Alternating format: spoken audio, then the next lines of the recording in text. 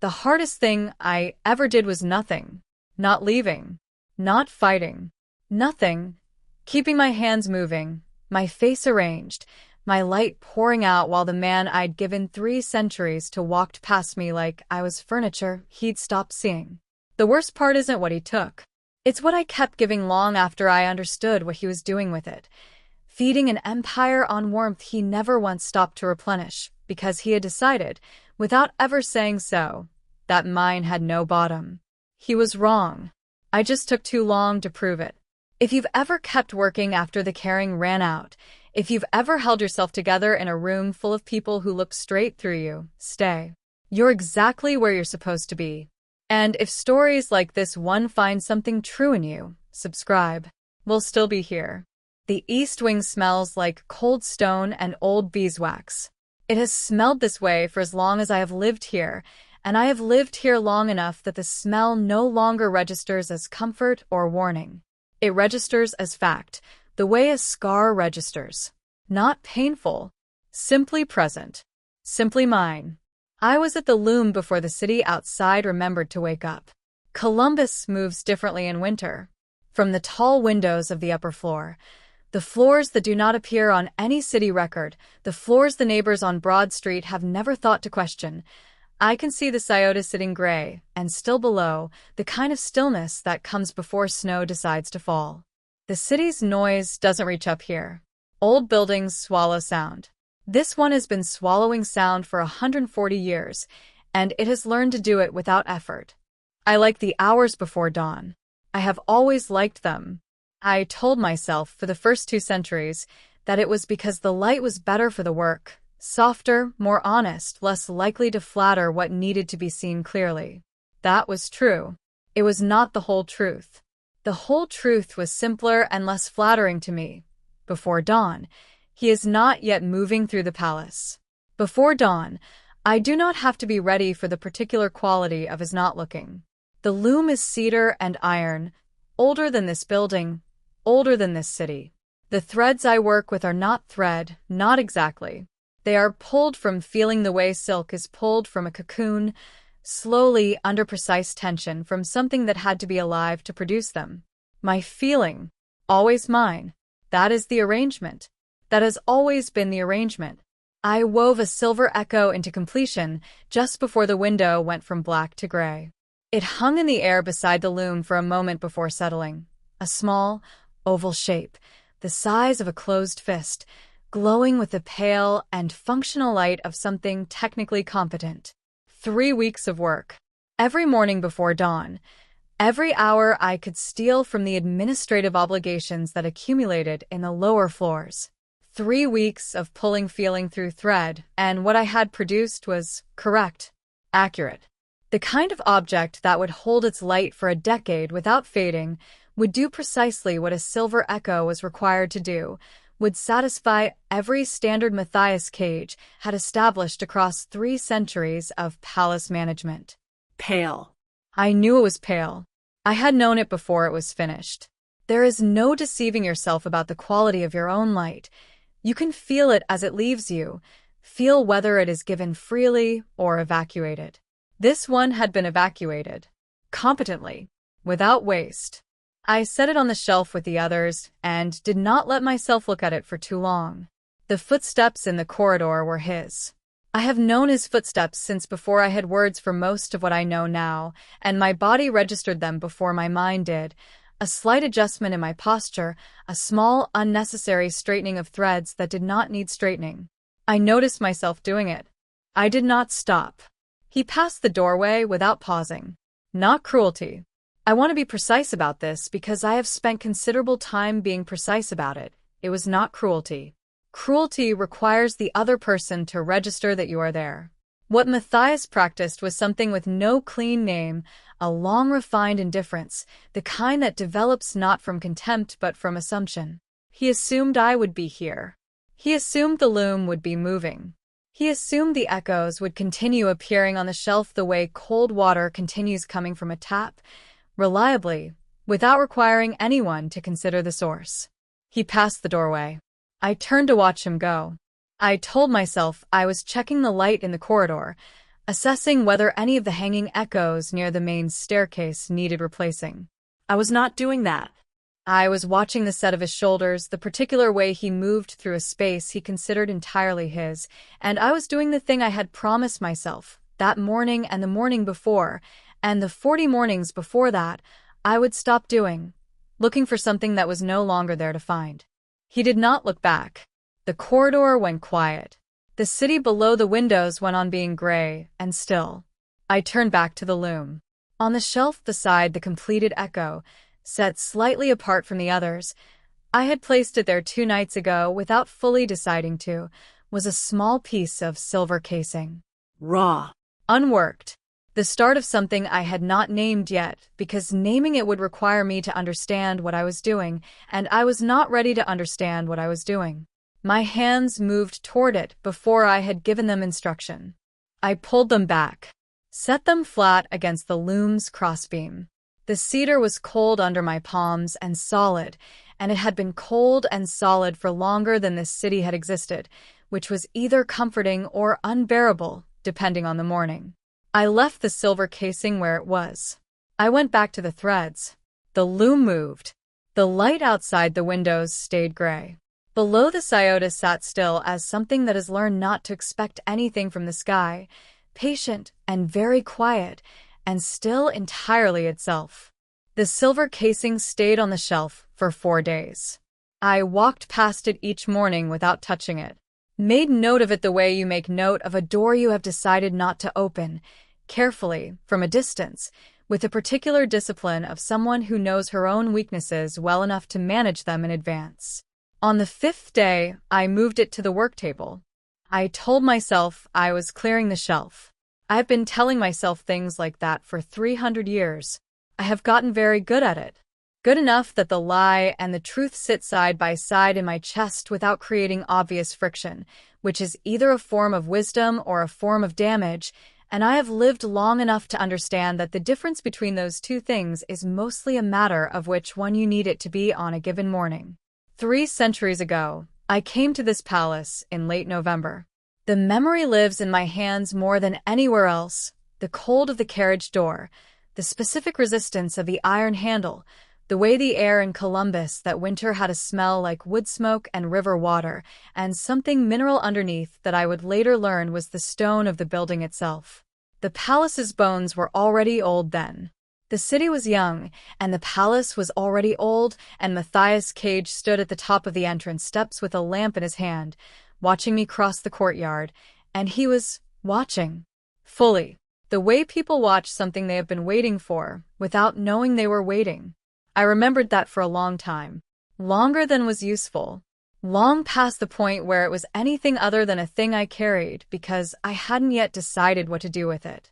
In those early decades, he came to the East Wing. Not always. Not predictably. But he came, stood in the doorway watching the loom, asked questions about the work that were real questions, not the administrative variety. He touched the silver echoes carefully, like objects that could feel being handled roughly. Once, this would have been sometime in the 1820s, a February ice on the Scioto, he sat on the floor beside my work table for 2 hours while I worked and said almost nothing, and the silence between us was the warm kind. The kind that doesn't need filling. I made things differently then. The echoes I produced in those decades glowed with a depth I cannot fully replicate now, not because the skill has left me, but because skill is only one component of the work, and the other component is not something you can manufacture from duty. You cannot fake what a silver echo is made of. You can produce something that functions. You cannot produce something that lives. The withdrawal was not a single season. That is the thing I want to be accurate about because I spent too many years looking for the moment it turned, the precise date, the specific conversation, the first morning he passed the doorway without slowing. There was no precise date. There were 100 small recalibrations, each one minor enough to explain away. A visit that didn't happen. An echo placed on the shelf and noted carefully with real attention, but the attention given to the object rather than to me. A question about the work that was no longer a real question, just a functional one. A year in the 1890s when I realized I had rearranged the work table 3 times trying to make the room more inviting and hadn't been able to say, when I stood back and looked at what I'd done, who exactly I was inviting. He started keeping a ledger sometime around 1910. Pale blue cover. His handwriting in it, the careful, upright script of someone who has had 3 centuries to make their penmanship precise. Columns. Date, echo produced, luminosity rating, estimated shelf life projection. A very complete record. I read it once, when he left it on the table in the corridor outside the East Wing. Left it there by accident or not by accident, I never determined which. I read every entry, every luminosity rating, declining by increments too small to alarm anyone who wasn't counting them against what I'd produced in 1823, in 1849, in 1871. He was counting them against something. He just wasn't counting them against me. I put the ledger back precisely where I found it, went back to the loom.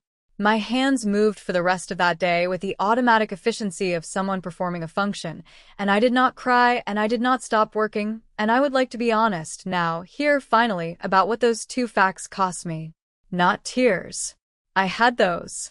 I shed them at the loom before dawn when the city was dark and the palace was quiet and there was no one to observe them, and therefore no dignity to protect. The cost was something else. The cost was the slow reclassification, not his reclassification of me, I mean my own reclassification of myself. The way you learn, across enough small confirmations, to need less. To want less.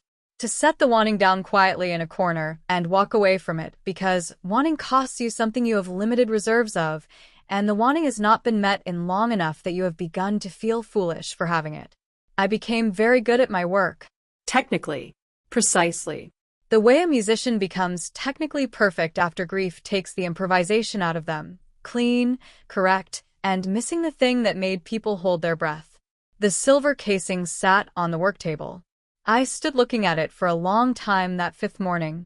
The window behind it framed the gray Ohio sky, the kind of gray that sits on the city all December like a held breath, and the scioto below was the color of old pewter, and the casing caught none of that light and gave nothing back because it was raw and unworked and waiting. I picked it up. The weight of it was different from what I expected, not heavier, just more present. Like it had already decided it was going to become something, and was only waiting on me to agree. My hands knew before the rest of me did. They turned the casing slowly, assessing the gauge, the casting quality, the specific resistance at the hinge point. They were already planning, already beginning the first calculations of a thing I had not yet consciously chosen to make. I set it down, went to start the loom. That night, after the palace quieted and the only light in the East Wing was the pale glow of the shelf echoes, I came back to the work table, sat down, drew the casing toward me. I worked until the window went from black to gray. What I felt while I worked, I will not name it, but my hands did not shake. And the casing, by morning, had begun to hold the faintest warmth at its center, the kind that has no technical explanation, the kind that comes from only one source. I recognized it. I had not felt it in a very long time. The warmth didn't frighten me. That was the first thing I noticed, that I was waiting for the fear, and it wasn't coming. 3 centuries of producing light on a schedule had trained me to distrust anything that arrived without effort, anything that glowed before I'd finished asking it to. Warmth like this, unprompted, meant something was being drawn from a source I hadn't authorized. It meant some part of me had made a decision I hadn't consciously ratified. I kept working. The watch took shape across 2 weeks of pre-dawn hours and late nights, in the particular silence of the East Wing after the palace had settled into itself. I worked with the kind of focus I had nearly forgotten I was capable of, not the focused efficiency of a woman performing a function, but the older kind, the kind that lives in the body and requires nothing from the mind except permission to continue. My hands knew the work. They had always known it. What they hadn't had in decades was something worth knowing. I told myself it was a diplomatic piece. Lord Maelsaigon was arriving for the lunar solstice. He was Matthias's political adversary, managed carefully through 100 years of cold and calibrated exchange, because he was the one court member whose power couldn't simply be absorbed or redirected. A gift was appropriate. A silver echo piece was appropriate. I was the maker of silver echo pieces. This was, therefore, entirely within the ordinary bounds of palace function. I told myself this clearly and completely, and my hands kept moving, and the watch kept getting warmer. The casing I'd chosen was older silver, not new poured, but reclaimed, with a faint pattern of wear at the edges that I hadn't smoothed away. I'd thought about smoothing it, decided against it, and when I examined that decision honestly, I could see what it meant. I was making something for a person, not a commission, not a court requirement. I was accounting for the history in the material because I wanted the object to feel like it had lived, like it had weight and memory, and was being offered by someone who understood both. The realization didn't arrive in a single moment. It came the way winter comes in Ohio, incremental, through accumulation, until one morning you look out at the Scioto, and the ice has been there long enough to stop being a surprise. I had been making this for male Saigon from the first night I picked up the casing. I had simply needed a fortnight to stop arguing with myself about it. I put the engraving tool down and sat with that for a while. The east wing was very quiet. The shelf echoes gave off their pale, competent light, and the window held a sky the deep charcoal color of 4 in the morning, and I sat with my hands flat on the work table and let the understanding settle through me without rushing it toward a conclusion. He had looked at me. That was the entire basis of it, and I am old enough now to say so without embarrassment. Male Saigon had been to this palace twice in the last 30 years, and both times, in rooms full of court members with more power and louder claims, he had looked at me, not at the echoes on the walls, not toward Matthias, but at me, with the specific quality of attention that asks a real question. He hadn't spoken to me at length, hadn't needed to. The looking was the thing. The looking said, "You are here. I see that you are here. The rest of what you are interests me." I had not been looked at that way in longer than I wanted to calculate. I picked the engraving tool back up. The design I was cutting into the case back was a small thing, a repeating pattern of woven lines that had no name in any formal catalog because I had made it up in that East Wing 30 years ago and never used it for anything important. I used it now without planning to. When I noticed what I'd done, the cutting was already half complete, the lines already clean and decided. The pattern was mine. Wholly, privately mine, the kind of mark you make on something when you want it to carry evidence of who gave it. I left it there. The watch was warming at a rate that had no technical explanation. Silver doesn't hold heat, not ambient heat, not the heat of handled metal. What the watch was holding was not coming from the room. It was coming from the work, and the work was coming from somewhere I had assumed was closed. I set the tool down again, pressed my thumb to the case back. The warmth against my skin was even and steady, like the pulse of something at rest. Nothing urgent in it. Nothing performing. Just present.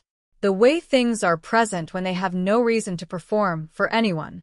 I understood, sitting there with the Ohio dark outside the window, and the palace quiet around me and 3 centuries of pale echoes on the shelf at my back, that this warmth had not been created by this work. It had been released by it. Matthias had not taken it. That was what the warmth was telling me, not loudly, not with any drama, but with the quiet insistence of something that has been waiting a long time to be correctly understood. He hadn't taken it when he stopped looking. He hadn't taken it when he started the ledger, or when he walked past the doorway without pausing, or across the long decades when I learned to make beautiful, correct, bloodless things and call that enough. He had not taken it because it was not his to take. I had held it back, without knowing I was holding it, kept it somewhere he couldn't access, protected by an instinct older and more honest than any decision I had consciously made. The kept thing had been keeping itself. I should have felt relief. What I felt instead was something quieter and less comfortable, the specific weight that settles when you realize you have been believing a diminished version of yourself for so long that the true version feels like a stranger. I sat with it. I did not rush past it toward something easier. Then I picked up the tool and went back to work. The engraving took another hour. When it was done, I held the case up in the echo light and checked the lines, clean, precise, the pattern complete. The warmth under my thumb was stronger now. Not hot, just full, the way a room feels full when the right number of people are in it. I knew who this was for. I had known for 2 weeks. The solstice was 11 days away. I worked through the night, and the window went from charcoal to gray to the pale white of a December morning, and the watch in my hands grew steadily warmer, and not once, not for a single hour of those 11 days, did I set it down and leave it. I was not going to argue with what was alive in me. Not anymore. The watch was finished. I had known it was finished 2 days before I stopped working on it, felt the completion the way you feel the last word of a sentence before you've written it, a particular settling in the work itself that said, "This is done. You are only touching it now because you are not ready to let it go." I kept touching it anyway. Kept bringing it to the work table each morning, turning it in my hands, checking joints I had already checked, running my thumb across the engraving in the case back with the focused attention of someone who knows she is stalling and has decided that is acceptable. I was not ready. Not for what came after finishing. Not for the morning I would carry it across the palace in its small cloth wrapping and place it in someone else's hands and watch it become, irrevocably, a thing I had given away. He came to the East Wing on the afternoon before the solstice. I heard him on the stairs, his particular footfall, the one I had been calibrating against for 3 centuries, and I did not straighten anything. That was new. I noticed it was new, and I stayed where I was, standing at the window with the gray Columbus sky in front of me and the watch on the work table behind me, and I waited. He stopped in the doorway, did not cross the threshold. "The receiving hall will need 4 large echoes by tomorrow evening," he said. "The court expects the full display." His voice was the same as it had always been, measured low, with the specific quality of a man who has spent centuries making sure his words cost him nothing. Civil, efficient. Correct. "They'll be ready," I said. A pause. Not long. The kind of pause that in an earlier century would have meant he was about to say something else, something not about the hall, not about the court, something that belonged to the register of conversation we used to have before he reclassified those conversations as unnecessary. He did not say anything else. "The guest arrangements for Lord Saigon," he said. "Has the East Corridor been seen to?" "Yes." Another pause. This one had a different weight. I could feel him looking at me, not at the loom or the shelf or the work table, but at me with a quality of attention I had not felt from him in long enough that my first instinct was to turn and check that I was reading it correctly. I did not turn. "You look," he stopped. I waited. "Tired," he said. "You should rest before tomorrow." I turned then, looked at him fully, the way I had been careful not to for months, directly, without the careful peripheral management that keeps a face arranged and a person protected. He was standing at the threshold in the particular posture of a man who believes he is being attentive, who would describe this conversation later as considerate, who genuinely did not understand what he was missing because he had stopped being curious about it long before the missing began. He had not seen what was different in me. He had seen that something was different. I could see that he had seen it, in the brief focus that crossed his face before he found the word for it. But he had filed that difference under the only category available to him, the one he always reached for when the evidence didn't fit his existing understanding of me. Fatigue. Management problem. Temporary condition requiring monitoring, but not inquiry. "I'll rest," I said. I heard what that cost me. The small, clean containment of it, the way I had learned to agree with his conclusions about me rather than correct them, because correcting them required more from me than I had been willing to spend. Tonight, for the first time, the agreement tasted different. Not bitter. Just final. He left. The sound of his footsteps on the stairs went down and then away, and the East Wing went quiet, and the watch was warm on the work table behind me, and I stood at the window for a long time without moving. The Scioto below was locked at the edges with December ice, the center still running dark and slow between its banks. The city had that specific hush of the night before something, not anticipation exactly, more like the held quality of a room after conversation that has almost said what it needed to say.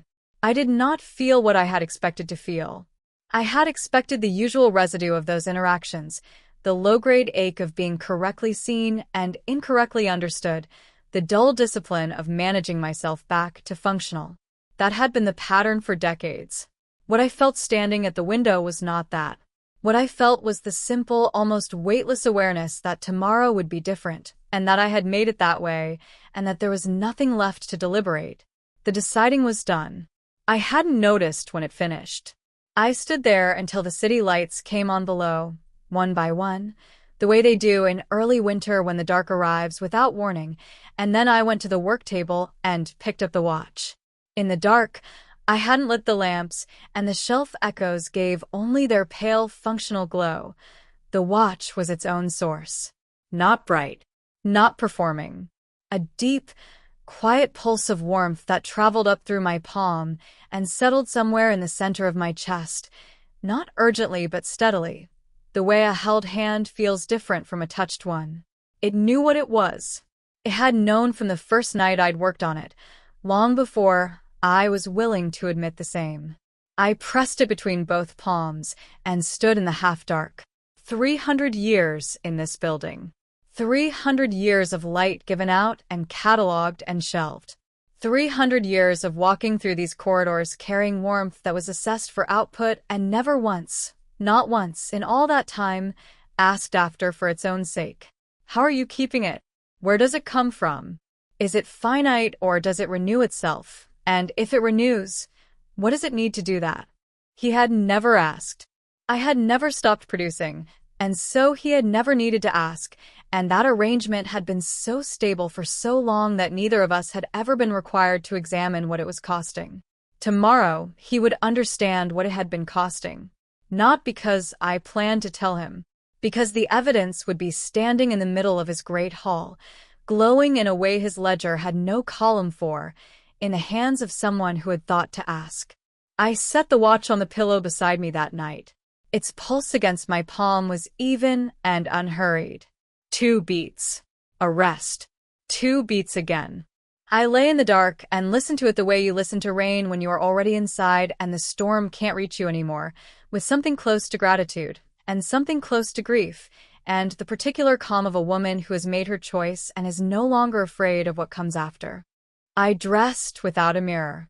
Not as a statement, I was past needing gestures. I simply did not require the mirror's confirmation, and I realized, standing in the dark of my room with the navy gown settled around me and the watch wrapped in cloth at my wrist, that I had been using mirrors the way I had been using everything else in this palace, to check myself against a standard that belonged to someone else. To make sure I was correct before walking into a room. To pre-manage what was visible. I left the mirror alone and went downstairs. The great hall smelled of beeswax candles and cold stone brought briefly to warmth, the specific combination of a room that is only lit for occasions, that has been sealed between them, that is performing hospitality, without quite inhabiting it. The chandeliers were full. The 4 large echoes I'd completed that morning hung at the hall's corners, glowing with their precise, adequate light. The court moved beneath them in the formal patterns of people who have spent centuries learning to say nothing while appearing to say everything. I moved through it without performing anything. That was the difference, and I felt it from the first step into the hall. The absence of the usual preparation, the low-grade management of my own presence that I had carried into every room of this palace for decades. I was not arranging myself. I was not assessing the angles. I was simply walking, in a gown the color of deep water, with something warm against my wrist, toward the far end of the hall where male Saigon stood in conversation with 2 members of the northern court. I had time, crossing that room, to feel everything the crossing asked me to feel. The candle heat on my bare shoulders, the low sound of the hall, voices, the particular resonance of a stone room full of people who are being careful, and under it, faint, the pulse of the watch through its cloth wrapping, steady and unhurried against the inside of my wrist. I had time to notice that I was not afraid, that the absence of fear was not numbness, that I was walking toward something I had chosen, carrying something that was genuinely mine, in a room full of people who had only ever seen the product of my work and never once thought to ask about the worker. I was not angry about that. I had been, for a long time, in the quiet way anger lives in the body when it has no outlet and no name, a low tightness, a chronic bracing. Walking across that hall, I noticed the tightness was gone. What had replaced it was simpler and more dangerous. Clarity. He saw me before I reached him. Male Saigon was not tall. Not in the way Matthias used the room, the unconscious vertical authority of a man who expects space to arrange itself around him. He was a different kind of presence, contained, precise, with the quality of attention that comes from a person who has learned to observe before acting and has never found a reason to stop. When he turned and saw me crossing toward him, he did what he always did. He looked fully, without reassigning his attention to something more convenient. He excused himself from the conversation he'd been holding and waited. I stopped in front of him and took the watch from my wrist. "Lord Saigon," I said. "Artemis." The way he said my name, not as a greeting exactly, more like a recognition. Like he was confirming something he'd already known. I held the watch out.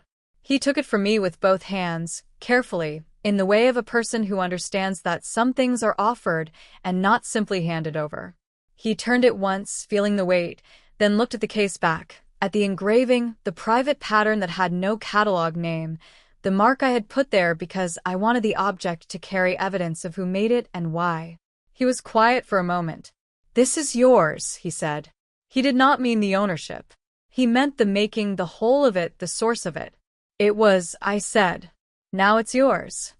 He looked at me then, the particular, unhurried quality of his looking that I had carried with me without meaning to for 30 years, that had appeared in the East Wing at 4 in the morning as I worked on the casing and finally admitted to myself what I was doing. He looked at me as though I had an interior life, as though he was interested in it, as though the answer to whatever question he was quietly asking mattered to him, and he was prepared to wait for it. "Thank you," he said. And I smiled. Not the smile I had learned to produce in this hall, the arranged, correct expression of a woman who is being gracious and wants everyone to see that she is being gracious. The old smile, the one that had lived in a room at the back of me for decades, the one I had stopped offering because it was too visible, too readable, too much of a gift to give to people who weren't looking. I gave it to him freely. The watch in his hands opened. I don't mean he opened it. I mean it opened, the way a room fills with light when a window is cleared of something that has been blocking it for too long. The warmth I had poured into it across 2 weeks of pre-dawn work released into the air of the hall in a single, quiet expansion, and the light it gave was not the pale functional glow of the shelf echoes, not the correct and adequate brightness of the hall's chandeliers. It was the older light. The light I had produced in the 1820s when Matthias sat on the floor of the East Wing, and the silence between us was still the warm kind. The hall did not go quiet all at once. It went quiet by degrees, conversations trailing off, heads turning, the particular hush of a room that has registered something it doesn't have language for yet. I did not look for Matthias. I didn't need to.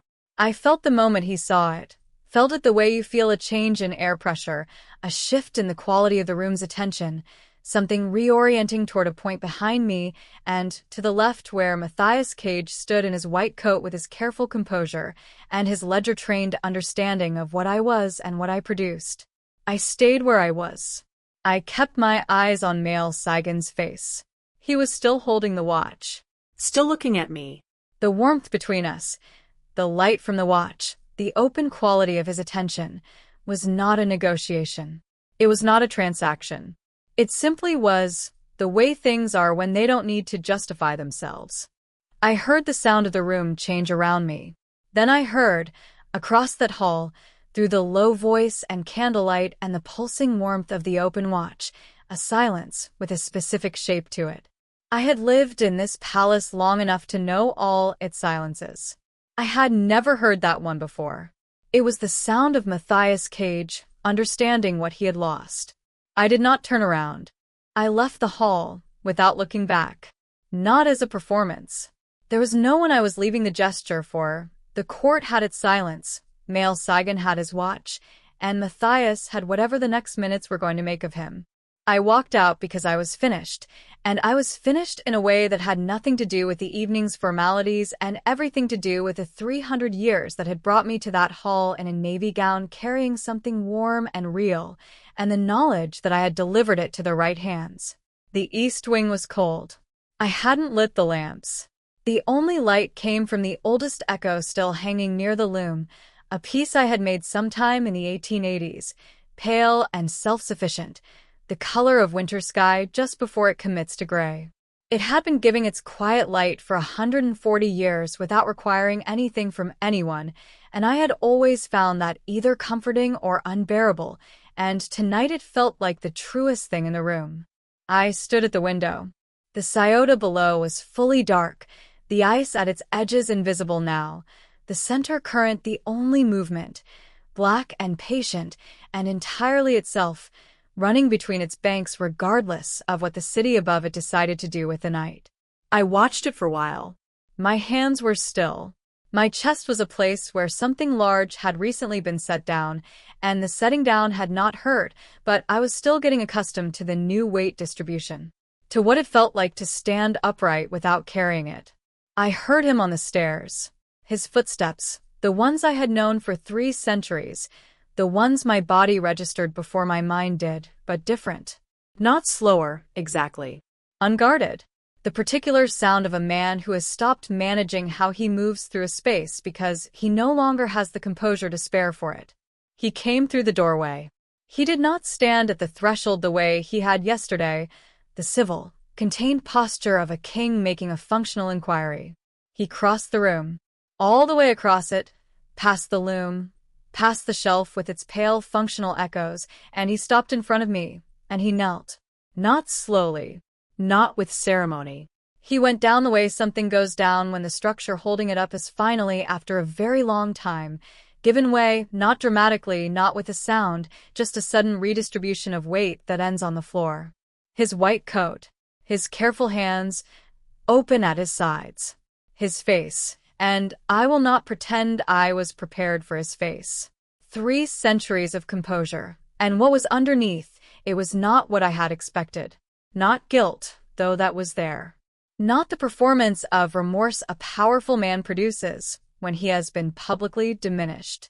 What was on his face was recognition. He had finally seen it. The full shape of it, not the solstice, not the watch, not the smile that had traveled across the hall and reached him like a hand withdrawn. All of it, the loom that kept moving after the warmth left it. The pale echoes in the ledger. The decades of efficient agreement and arranged expressions, and a woman who kept producing light while her own went out, room by room, and never once stopped working long enough to make the cost visible. He had seen it. I knew, he said. That's what I have to tell you. I knew the echoes were dimming, not from the ledger. I knew before the ledger. I knew the way you know when a room has changed, and you choose not to ask what changed it because the answer will require something from you. I chose the ledger. I chose the column and the rating and the projection because those were things I could manage, and you were a thing I had stopped knowing how to manage, and I am telling you this because you deserve the accurate version, not the one where I simply failed to notice. The room was very quiet. The old echo near the loom gave its steady, colorless light. Outside, the city made its muffled winter sounds, distant and small, as though the building had swallowed them on the way in. I did not move toward him. My hands stayed at my sides. My face stayed where it was, not arranged, not managed, simply present, the way I had learned in the last 2 weeks to let myself be present without bracing for what the presence might cost. He was on the floor in front of me. Matthias Cage, who had ruled this court for 3 centuries without lowering himself to anything, was on the floor in front of me, and I was standing in the light of a 140-year-old echo, and I was still. He was still speaking. His voice had lost the quality I had spent centuries learning to work around, the measured, low efficiency of a man who makes sure his words cost him nothing. These words were costing him something. I could hear it in the places where he had to stop and locate the next one. "The watch," he said. "When it opened, what it was, I have not felt light like that since the second decade after you came here. I had forgotten what it meant that I stopped feeling it. I had reclassified it as a production issue, an output concern, a problem with the source material, and not once, Artemis. Not once did I consider that the source material was a person who had been waiting to be asked how she was keeping. I want to be honest about what that did to me. It did not undo 300 years. It did not reach back across the ledger seasons and the unturned glances and the decades of arranged smiles and restore what those things had cost. He was not offering me that. He was too precise a man to pretend he was offering what he couldn't give, and I was too old and too honest to want the pretense even if he'd tried. What it did was simpler and harder. It confirmed that I had been right about what was real, that the cold had been real, that the cost had been real, that I had not been accounting for a loss that existed only in my own perception, that the thing I had been grieving had genuinely been there and had genuinely been taken, and the person who took it was now on the floor in front of me saying so in a voice that had run out of management. I let the confirmation land. He waited. He had come here understanding, I think, that he would have to wait, that there was no response I could give him that would be honest and also immediate, that if he had wanted something immediate, he should have looked up from the ledger 40 years ago, should have stopped in the doorway instead of passing through it, should have used any of the 1,000 mornings he had spent in this palace to ask the question he had finally, too late and all at once, learned to ask. He had not done those things. He was here now. I stood in the pale light of the East Wing, the light that had outlasted every choice either of us had made in this room, and I looked at him, and I did not weep, and I did not reach out my hand, and I did not forgive him or refuse him, because both of those required me to know what I wanted, and for the first time in 300 years, that question was entirely, completely, unhurriedly mine. There was still light in me. He had forgotten he wasn't the one keeping it alive. If you felt something in that, if some part of you recognized what it costs to keep giving light to someone who stopped looking at you, you're not alone in this. There are other women in this world, other stories like this one. Subscribe and stay close. They're easy to miss if you let them slip away.